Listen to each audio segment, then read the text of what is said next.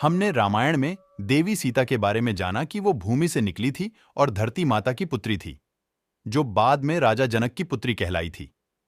लेकिन आज हम आपको बताने जा रहे हैं कि माता सीता असल में दशानन रावण पुत्री थी।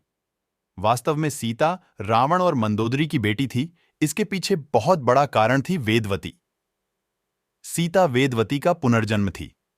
वेदवती एक बहुत सुंदर सुशील धार्मिक कन्या थी, जो कि भगवान विष्णु की उपासक थी और उन्हीं से विवाह करना चाहती थी।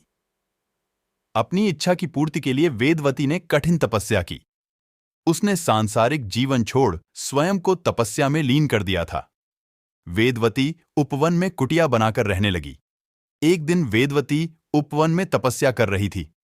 उसी समय रावण वहां से निकला और वेदवती के स्वरूप को देख उस पर मोहित हो गया और उसने वेदवती के साथ दुर्व्यवहार करना चाहा, जिस कारण वेदवती ने हवन कुंड में कूदकर आत्मदाह कर लिया और वेदवती ने ही मरने से पूर्व रावण को श्राप दिया कि वो खुद रावण की पुत्री के रूप में जन्म लेगी और रावण की मृत्यु का कारण बनेगी। कुछ समय बाद रावण को मंदोदरी से एक पुत्री प्राप्त हुई, जिसे उसने जन्म लेते ही सागर में फेंक दिया।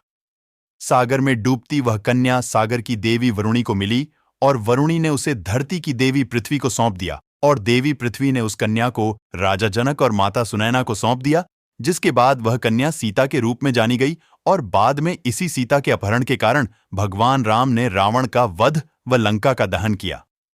तो दोस्तों, अब आप ही फैसला कीजिए कि सीता किसकी पुत्री थी, राजा जनक की पुत्री थी या रावण की पुत्री थी।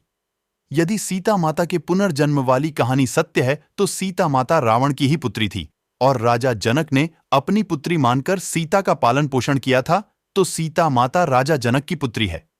वाल्मीकि जी की रामायण के अनुसार माता सीता राजा जनक की ही पुत्री थी। दोस्तों, आप कमेंट बॉक्स में जरूर बताएं कि सीता माता किसकी पुत्री थी। वीडियो अच्छी लगी तो चैनल को सब्सक्राइब करें। धन्यवाद।